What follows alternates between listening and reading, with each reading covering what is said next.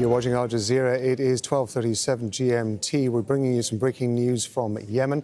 We're getting reports from both Israeli media and Houthi-related media that Israel is carrying out attacks at Sanaa International Airport.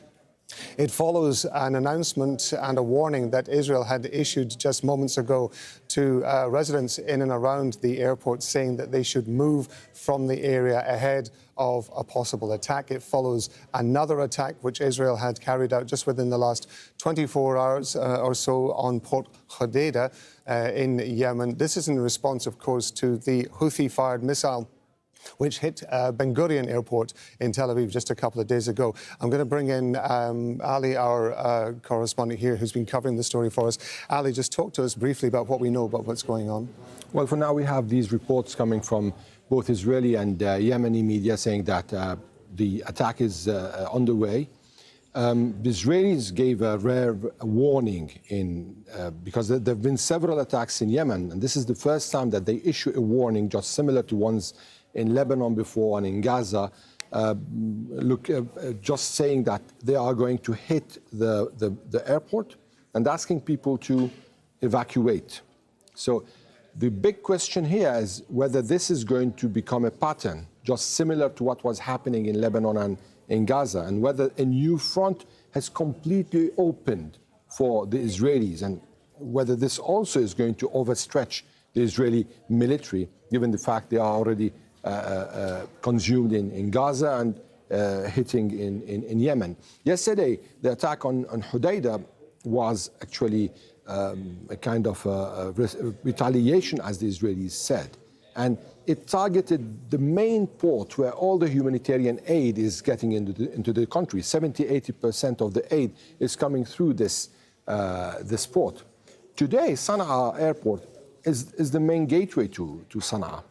And hitting this airport would mean that Yemen is now cut off from the whole world. So with cutting off the port, cutting off the airport, it's like trying to besiege the country without besieging it directly. Given the strategic element that appears to be to this, and given the targets that they're hitting, is there any other target that in Yemen, you've been covering the region for a long time, that you could see could be a potential target for Israel to just follow this pattern of hitting those vital links? Well, with Hodeidah being hit yesterday, Sanaa being hit, I would look towards Sa'da, which is what used to be called, or what is the stronghold of the Houthi movement. It's where the leadership of the Houthis are. It's where the movement started a long time ago, and actually it fought more than 6–7 wars over there for the movement itself against the government in Yemen over the past decades. And of course, in the past years, there was the war with Saudi Arabia. So the stronghold is Sa'da, and probably it's going to be the next target of the Israelis if they want to expand the war on the Houthis. It's worth reminding viewers, of course, that this comes as the US itself has been carrying out its own attacks on the Houthis, because the Houthis have been carrying out a concerted campaign against shipping, particularly in the region, predominantly, they say, in support of Palestinians inside Gaza. Is there going to be some sort of coordination? And obviously, I appreciate you're not a military expert. At the same time, one would imagine that the Israelis and the US are working together in some way to be able to make these attacks possible. Well, the US yesterday made it clear to Al Jazeera and to other media outlets that they're not involved directly in the attack on Al-Hodeidah. However, the Israelis said that it was in coordination with the United States. And actually, I doubt that there's any such strike without coordination, at least given the fact that two countries are launching airstrikes, launching operations in Yemen. So there should be kind of cooperation in this regard. The American campaign, or the US campaign on Yemen has been going on for weeks now.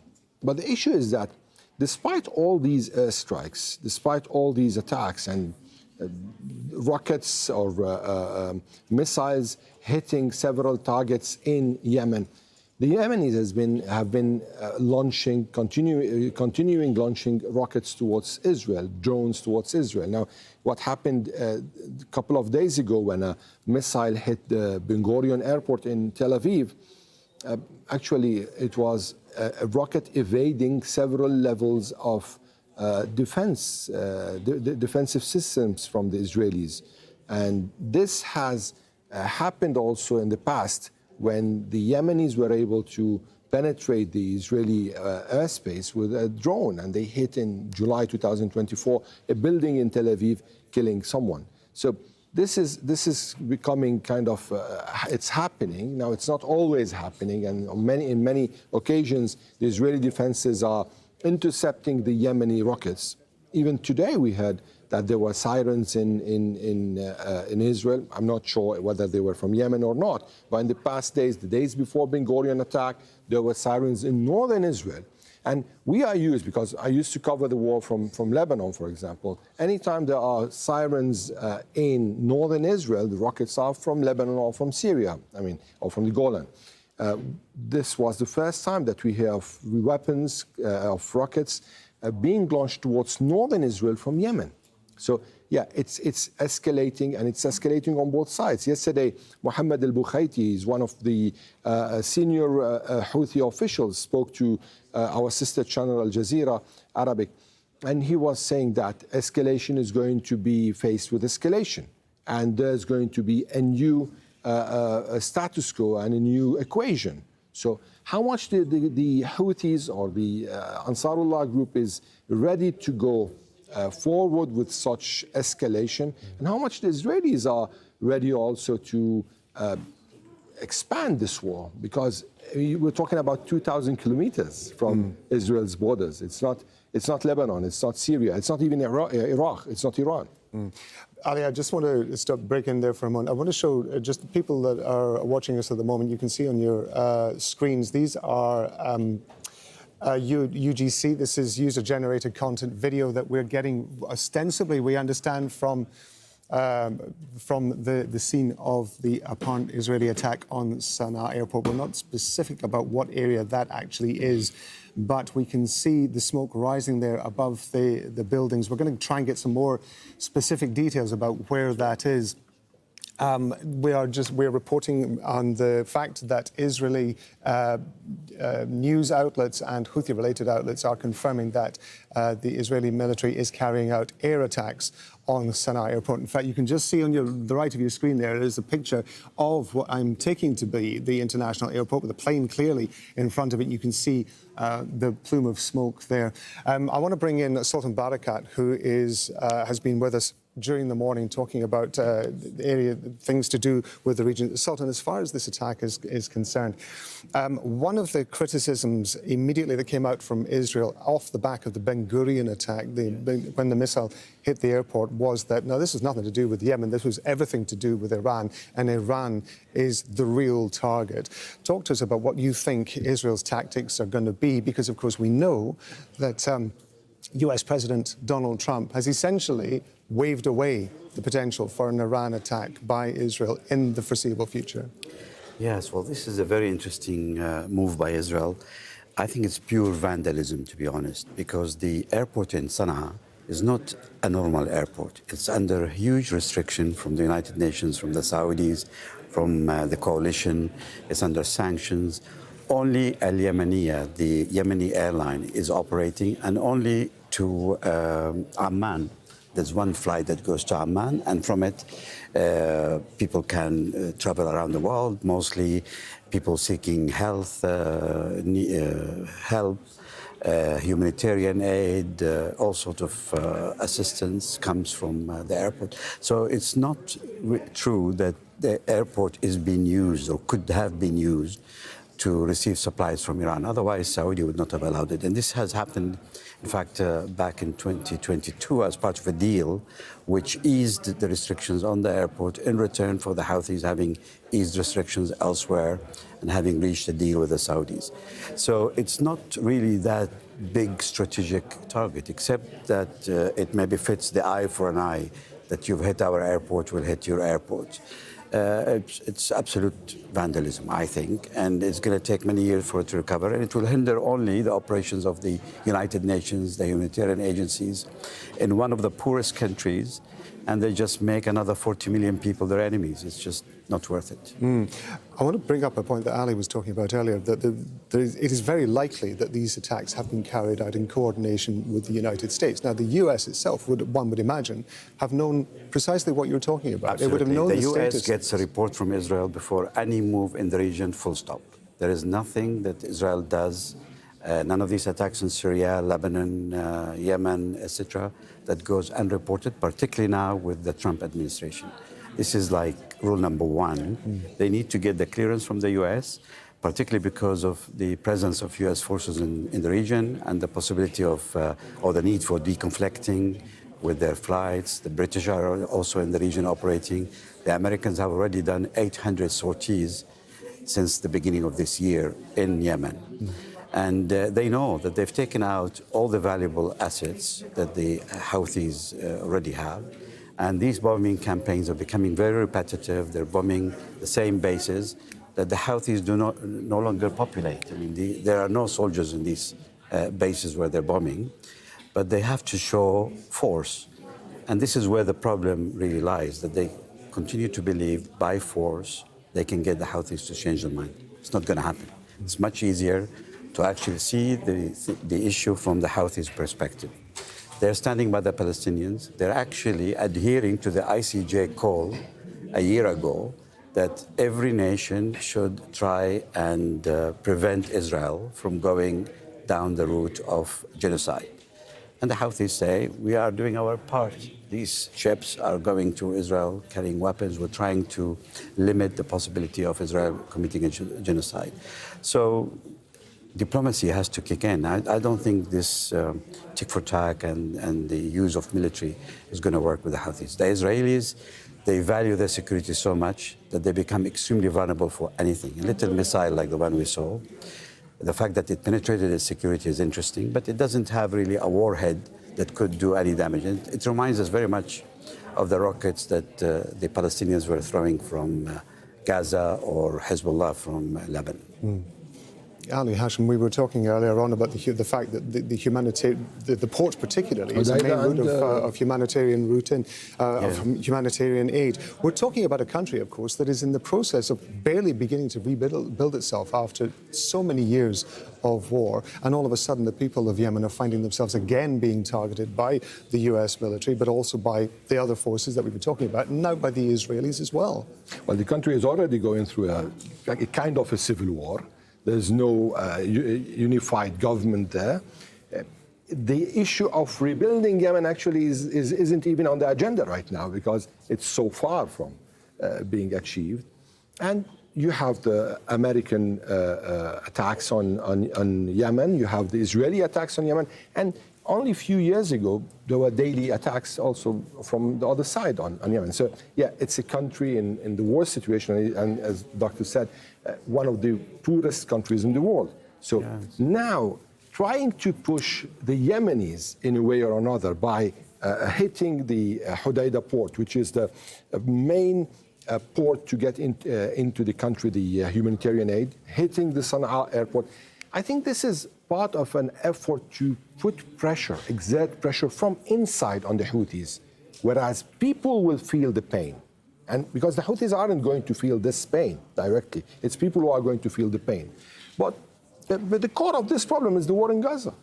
If you solve the war in Gaza, if you go to the ceasefire back, this is going to be over. And yet, of course, there is still the threat. And forgive me, I know you want to come back on that, but just very briefly, I want to ask you about the role of Iran in this, because obviously one would imagine that Israel is going to be regarding that if we're not able to touch Iran at this point, one would imagine their focus is, as Ali was pointing out, got to be somewhere. And you mentioned as well, there's got to be some sort of response. The question one would imagine is proportionality. And if they are negotiating with the US, if they're coordinating with the US and possibly other foreign governments as well, to what extent do you think that those foreign governments are going to say, yeah, we understand the need that you feel to have some sort of response, but it has to be at a certain level? And do you think that that influence will actually affect how the Israelis carry out their attacks? I don't think so. I think the Israelis are there to show power. They need to restore their power of deterrence in the region, because they've really been now penetrated, the security by the Iranians, by this and that. They want the Arabs to understand that no one should attempt anything against Israel. So they will do it really symbolically rather than strategically. They know they're not going to take anything or reduce the capacity of the Yemenis. It is true, and I think it's very unlikely that the Yemenis have developed the technology for the missiles. So it must have come from Iran or somewhere else, but most likely from the Iranians.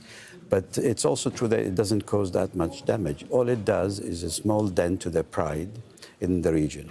And this is what they don't want to, even that level, they're not going to accept it. But it's also linked to the internal politics.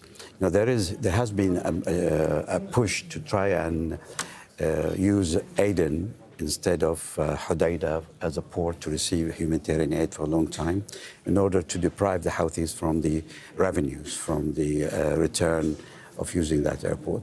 And it could be that this has been coordinated even wider than just Israel, the United States, and that maybe some partners in the region see that the port in Hodeidah, it was opened originally as part of a peace deal or a partial peace deal, but it hasn't really played the role that was anticipated of it. So maybe now we should shift all the aid into Aden and strengthen the legitimate government or the recognized government by the United Nations. Given the amount of fronts that Israel is currently fighting on, we've got Lebanon, we've got Syria as well. Obviously, the war in Gaza is going on. We've been discussing in the last few hours this plan by the Israeli government to expand its operation in Gaza. This is yet another front, as we were both mentioning, that Israel has decided to open up.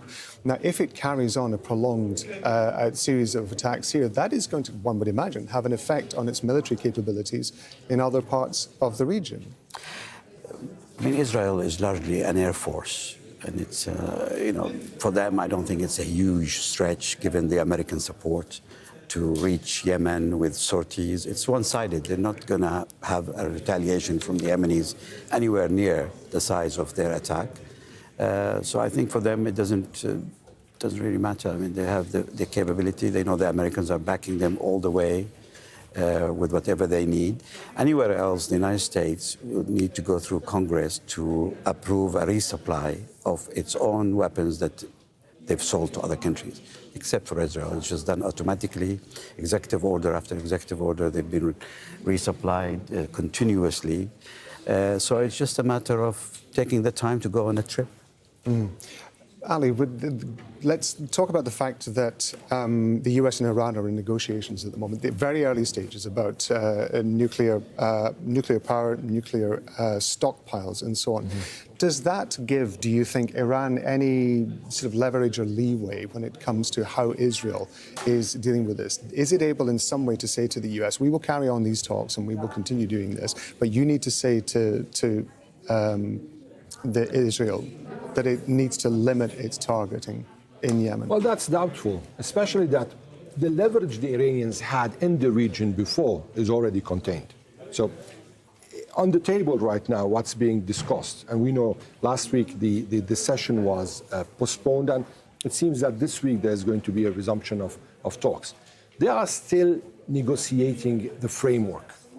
And given the fact the Iranians themselves refuse to negotiate anything related to the region, anything related to other matters aside from the nuclear deal, they won't have any chance. I mean, there might be other channels to convey such a message, but the Iranians lack the tools to exert pressure on the Americans directly. Right now, it's a different situation. When there were several fronts open, at that time, the Iranians had a kind of a leverage. I wouldn't say they had the upper hand, they had a leverage. But now it's a different situation. The region is being re-engineered in a different way. The security system of the region is taking a new shape. So probably the Houthis or the Ansarullah, they're trying in a way or another to preserve their position in this new picture. And this could be, by the way, in a distance from Iran. I'm not saying that they're not serving because they're part of an axis or what used to be an axis. Right now, we don't know if this axis still exists in the way it used to be.